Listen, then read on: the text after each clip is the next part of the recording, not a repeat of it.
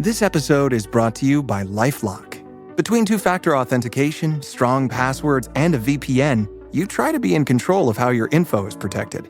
But many other places also have it, and they might not be as careful. That's why LifeLock monitors hundreds of millions of data points a second for threats. If your identity is stolen, they'll fix it, guaranteed, or your money back. Save up to 40% your first year. Visit LifeLock.com/podcast for 40% off. Terms apply. Hey all, I'm Jamie Lynn Sigler, a mom, actor, and advocate. I know how overwhelming it can be trying to decide which treatment is right for you. I've been there. But you should know you're not alone. You can do this. Start with some research, talk to the community, and most importantly, don't be afraid to ask your doctor questions. You might find results that speak for themselves. That's how I landed on Kesimpta. Ask your doctor if Kesimpta, ofatumumab, could be right for you. You can check out the details at kesimpta.com. And we are joined now by one of the funniest women in all the land and a dear friend of mine and the show. Back here on Another Side of Midnight with TJ McCormick on 77 WABC, here is Ellen Karis. Good morning, Ellen. Thank you for staying up. Good morning. Thank you for having me. Definitely worth it. Oh, totally. No. You make the show better every single time. And so you've been, I'm thanking you for staying up because you've had a hell of a long day. What were you doing all day Saturday? You were at the festival, right, upstate? So this weekend was the Borscht Belt Festival in Ellenville, New York. Love it. A great name for a town. Yes. and it was really interesting. I have not been up to that's the Catskills, right? For in years. And so I was part of a play that we put on this afternoon, and which is called "You Can't Teach a Fish How to Whistle." Okay. Very, very, very funny. It was like it's a 15-minute short play, and then we're all comics, so stand-up comics. So we did a talk back and about women in comedy and comedy in general, and it was really a lot of fun. It was very well attended. It was packed. I couldn't believe it. Awesome. There were shows all weekend, but what I was very struck by when we got there, like I said, I had not been up in that area in a long time. Was, do you remember the old hotels that were there, like Sure. the Neville and Grossinger's? And Browns and Kutchers, and yes, of course. Right. So, and those sort of went away, I would say, in the late 80s, early 90s. Yeah. And we stayed at a hotel called Harbor Haven, and it right in back of it was the Neville, and it was literally the Neville, and it was literally the structure was there. The circle, the cylinder tower. Yeah, exactly. At the Neville, just the two of us. Yeah, our family. Right. Yes, I remember the commercial. I played the Neville. I actually, when I was doing stand-up, I played the Neville once. I played. I never played Grocery. I played another place out there. I'll remember by the time we're done. But I definitely played the Neville at one point.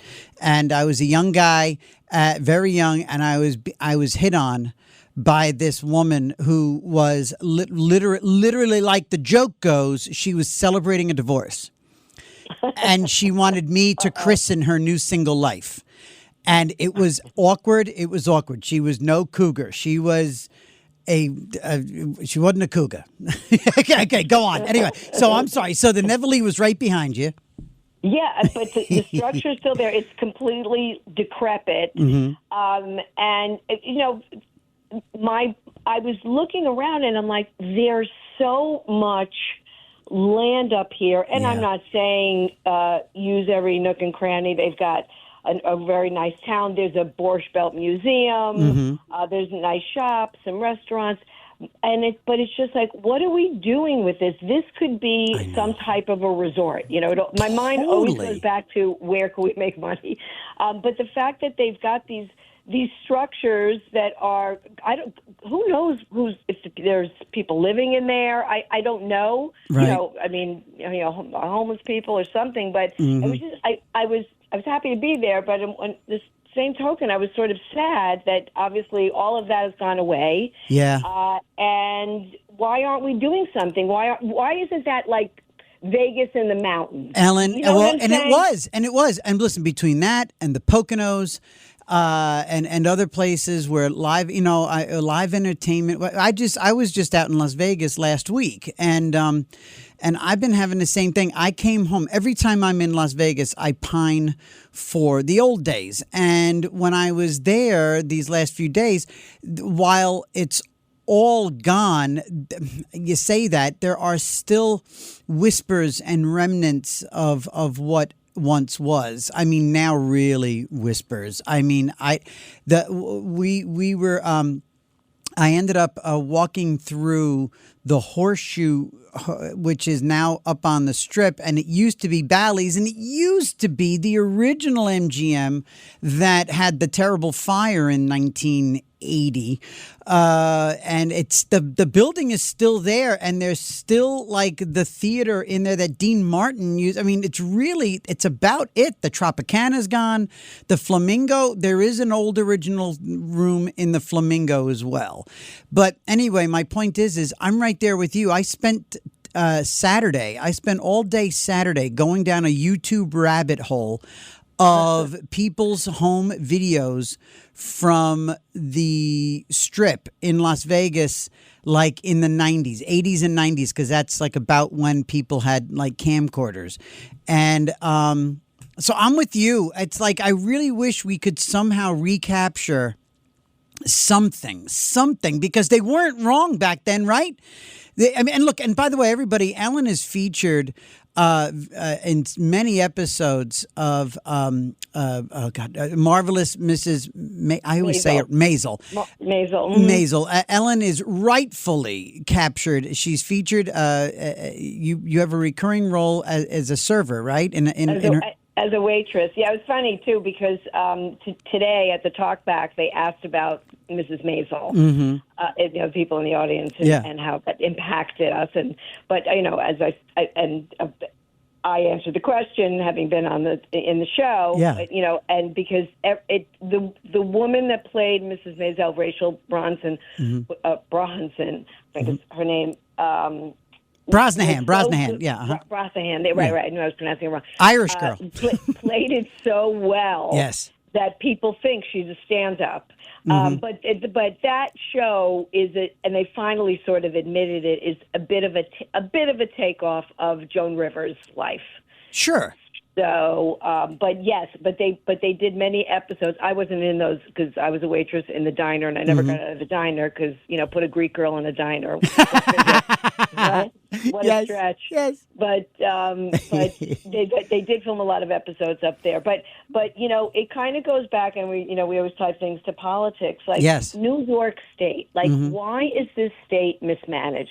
We have all of this land up there where there were structures there, so it's not like we even need to tear down some other area. You can actually go and replace what was there with something better and newer and elegant too, because we don't have to go back to 80s cheesemo. No, cheesiness. No, like the heart-shaped bathtub and all that stuff. You can really put some nice, classy resorts. And the thing is, up there too, the weather is beautiful. It's not like Buffalo snow. No, and it's not like Florida hot. It's really nice in the summer. The fall's beautiful. The spring's beautiful. There's and a you reason. Can have a whole industry up there. But I'm like, again, New York State. No, let's not do anything. No, they're more worried about making sure we parole violent criminals and make sure that we give billions to illegals and provide abortion to everybody who can't get one in their own home state. Which actually brings me to what the hell is going on around here in general. And so first things first, let's keep it in showbiz. This week, Stephen Colbert, they announced the cancellation. Talk about like a runway. This guy's still on the air for another flipping year.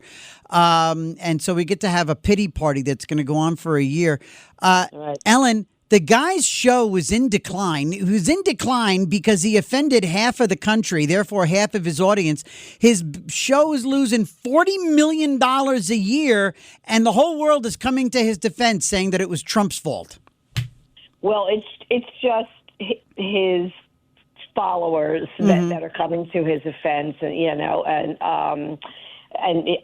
I loved, like, right after that, we won't be silent. This is about freedom of speech. I mean, it's so ridiculous. No, it's not. It's about dollars and cents. Yep. So CBS/Paramount, they're going through a big clean house. And look, Stephen Colbert is a talented guy. He's a talented guy. Sure. It's not about that he can't do it, and he's been around a long time. Right. But he took over this very coveted spot that Letterman. I loved Letterman for many years. Letterman wound up turning. Yep. But he still kept his sort of the celebrity interview thing and a little bit of his goofiness. But, he definitely the last bunch of years, started to get political. But I think he also knew he was on his way out. But Stephen took that whole franchise and made it a political talk show. Yep, the whole time. It wasn't entertainment anymore. Nope. Every guest he had, maybe I think there might have been a couple of exceptions, but every guest that he had was somebody on the left, and all they did was excoriate the right, the Republicans, et cetera, et cetera. Yeah. That was what his monologue was about. Yeah. It was rarely anything that was like topical and funny.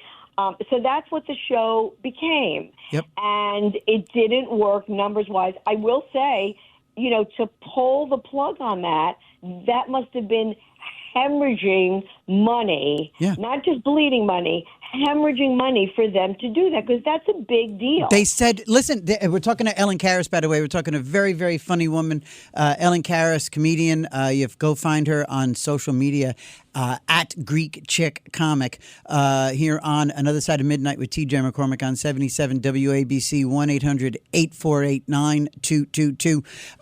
And, Ellen, it was in the paper. It was $40 million a year. $40 million a year he was costing. To your point, he was hemorrhaging about $40 million. That's an expensive show. You go to those things. His salary alone was probably in the $20 million. It was $20 million. Huge staff, massive staff, bands and electricians. There's probably 15 different unions working on that one show. Yeah, it's at the Ed Sullivan Theater. Yeah. He had a great opportunity. As far as I'm concerned, he blew it. Now, yep, totally. The other factors involved, aside from the political perspective of how he ran the show, was also things have changed.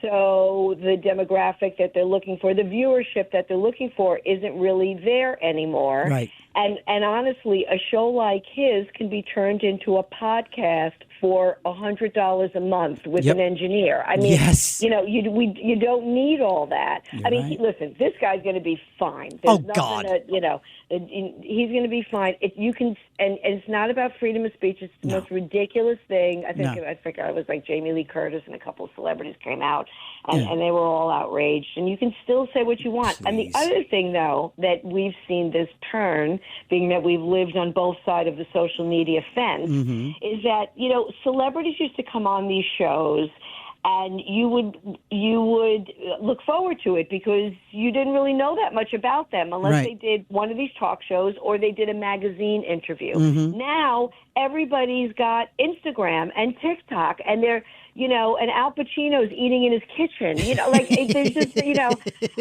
mean, we know what their closet looks like. We've seen their hamper. Well, Right, Jennifer Lopez is washing her face and she's recording. I mean, they're making coffee. That there's no mystery anymore. At all. You're right. You're so right. You're so. Oh man, you know what? This thread, you are threading this fantastic narrative here. You really are. You're talking about. We start talking about the old days, the Catskills, show business, Vegas, and you know what? And just a couple of days ago, when this story broke, Ellen, I think it was the end of last week. Might have been a week ago. Might have been last Monday. Sunday. It was Monday. Yeah. I think it was Monday. Yeah. I was playing on. I played. No, you know what? It was actually a couple days before, because I know last Sunday morning I played a clip of Carson on the air talking about how he never got political. I mean, he would make political jokes. He would make jokes about politicians, of course. But in terms of making statements and messages, I played a clip from a Barbara Walters interview, and he said, that's not what I'm here for. And if you start making statements like that, you're not going to be around for very long. Boom! Right. You can't. So Johnny Carson probably was somewhat of a liberal, I would imagine. But I don't know. Who knew? You know what, knew? Ellen? Yeah. I don't know. He was born in Iowa. He's raised in Nebraska. He might have. Honestly, I wouldn't be surprised if he was a bit of a conservative. I mean, look. I mean, it was. Then again, liberal conservative back then. Different ball of wax, probably too. He's like an independent now. Yeah, so it's totally different. So that's a whole another thing. Sure. We're not waiting to see a celebrity on these shows. We don't have to. Yeah. And now that 40 and under crowd, 35 and under crowd, everything's on the phone. Yes. And it's sad, right? Because it's still a good concept, but they just didn't nurture it. And you know what? I don't know how you feel, but I think if there's another person to go, I think it would be Kimmel. Oh, because yeah. He also just has played all of his cards against Trump. And he's mean-spirited. It's not funny. Yeah. And you know the other thing, too? You and me, the way we're wired, be funny. If you're going to do this, be funny and make that joke appeal to everybody. Be funny. At least be funny. And you know what, too? Look, if you want to lean into where you stand, okay. If you gotta, I still don't agree with that. But if you gotta do that, don't do it so where you are like offending and insulting fully half of the country. I mean, it seems there was clearly either there was no postmortem after Trump's landslide, right? Either there was no postmortem by these dummies, or there was one and Colbert said, blank off, I'm doing my show. And they all sat around going, okay, we're about to lose $40 million if he keeps doing what he's doing. And that's what happened. And look, hey, listen, man. This all works, too, because, what are we to expect from this city if we're about to elect I was just going to say an anti-capitalist, socialist, communist piece of garbage. But this guy, I'm gonna navigate us. I'm gonna attack our sails towards Mamdani right now. I thought of you. The first human being I thought of was Ellen Karis, and we're talking to Ellen Karis, by the way, on Another Side of Midnight here on 77 WABC. Ellen, I thought of you before any other human being on the planet when I saw the Post article about Zohran Mamdani's wedding. This is another haves and have-not, a champagne.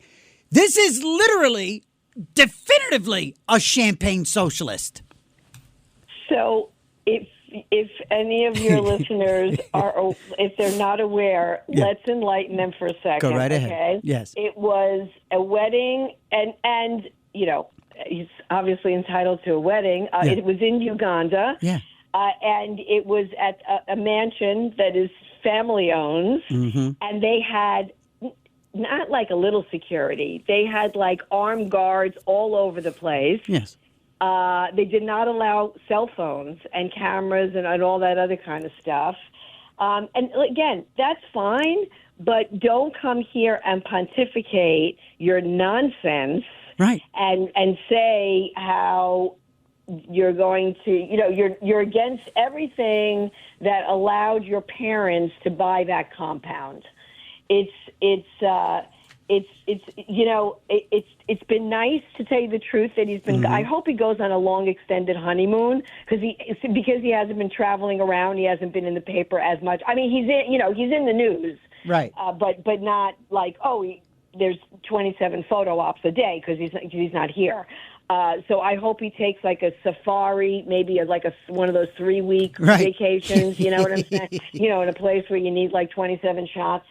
And just stay out of our way. It's been nice and quiet, so just kind of stay out of our way. But listen, reality is he's coming back. He's going to come back all guns blazing, and we got to be ready. And I'm going to say how proud I am of our friend and hopefully next mayor of New York City, Curtis Lewa. Yep. He's been everywhere, every borough. He has doubled down. He has doubled down on campaigning. Solid. He's been on everything all week, TV all week, and he's like, I'm not going anywhere. Nope. That's not happening. Stop talking to me. And he's moving up in the polls. Yep. So I think that's great. I wish Andrew Cuomo, I know he's still got this bee in his bonnet that he thinks people like him and they don't. So I'm praying he's going to step aside. I don't know if that's, the egos are massive. And then Eric Adams lives in his own hallucination. Yeah. Saying things that he didn't. So I'm just kind of, I have to ignore these people because they don't mean anything and they're really, really useless. And if the only way we're going to win this thing is if those two drop out, everybody gets behind Curtis, and then, we really have a shot because I think Curtis will excoriate him. But this guy is very, very dangerous. Every time I read about defund the police, send social workers, the grocery stores, freezing the rent, taking over private property, not allowing any businesses to grow. Everybody should be shaking in their boots. I don't want to hear about your free childcare. That's ridiculous. And then the free buses. Who's going to pay for that? It's ridiculous. First of all, the free childcare, I don't believe that, I should be paying for somebody else's childcare. I think that's ridiculous. And the free buses, how is that? And subways, how is that even possible? Yeah, it's not. Which is why we're in the situation we're in because, It's scary that I believe it was approximately about 800,000, maybe about 1 million people went to go vote for this guy. That's what's scary. I think we're gonna. There's just a little too much time, a little too much daylight, a little too much oxygen. I think a little too much of these stories like the wedding and other things are gonna start resonating. And plus, too, I think the old people. It's not going to be 150 degrees for the general. I think if more things like Cuomo sexual assault settlements keep rolling through the papers, hopefully that guy gets a little bit more beaten down, and and one of them gets out, and Curtis just comes right through the middle and comes through the split votes. Right. I just speaking of the thing about Cuomo. So this past week, 2 more women were paid $250,000 each. So that's $500,000 of our taxpayer money to settle Cuomo's sexual harassment suit. And it was the touchy-feely, try to kiss them, Nasty. Enough. The father of daughters. The father of 3 daughters. 3 daughters. I know. Piece of garbage. I know. It's just disgusting. It really is. He's vile and he's a thug, and he doesn't deserve it. Again, we've got a guy in Curtis who we should be on bent knee thanking him for even considering running again. Speaking of pigs.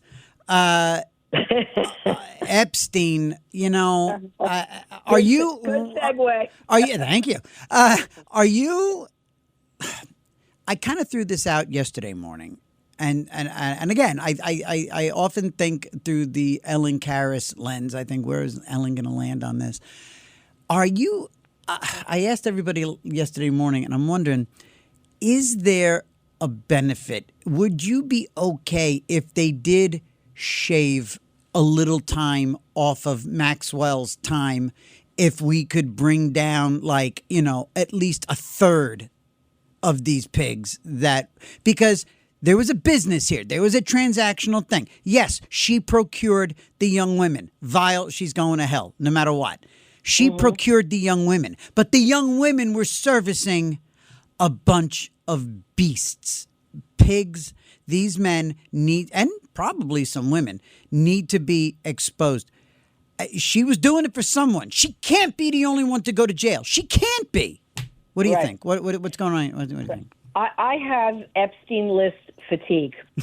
Okay, this should have been settled in 2008 when he was on trial in Florida. Yep. Instead, he got a slap on the wrist and then off he went.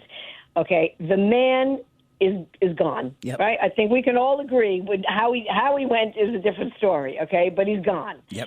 And of course, the people that we feel sorry for the most are the victims, right? It's really, this is really about them and their justice. 100%. But we can't try him anymore, so that's out. I think that there's been some evidence that's been destroyed that we're never going to get back. I mean, people can talk about a list. So, like, we all have this image that there's a black book, and it's got a name and a phone number next to it. I don't think it's that neatly tied up in a bow. But I think we really need to have to either decide to try to wrap this up, right? And if that means asking her, it's interesting. Like, we've had this woman in our custody for like 4 years. She went on the trial and like nothing, we didn't get that far. But if she's willing to talk, to shave a few years off, and I agree with you, she's got to meet her maker, and that's not going to be pretty. No. And I'd be okay with that. But let's say that happens, right? And let's say, I don't know if I could mention a name. I don't want to get us all in trouble. But let's say one of the big tech guys, for example. Right. Gotcha. I mean, it's funny. I kind of had this little bit of an argument with my husband about this, because I said to him, I'm like, I'm done with this already. It's almost, I kind of agree with Trump. Like, the guy's dead. Can we move on? And, of course, but we know, the left goes nuts. Like, because he's on it, because he's not. Please, give me a break. If he was on it, we would have known in 2016. Oh, please. Yes. Yep. Right. Okay? 100%. Right. No, 100%. no one was going to keep that to themselves. So that's not. But let's just say it's one of the big tech guys. Okay, so what happens? Well, this is, again, the argument I have with my husband. Well, the reputation. What reputation? These people are multi-billionaires.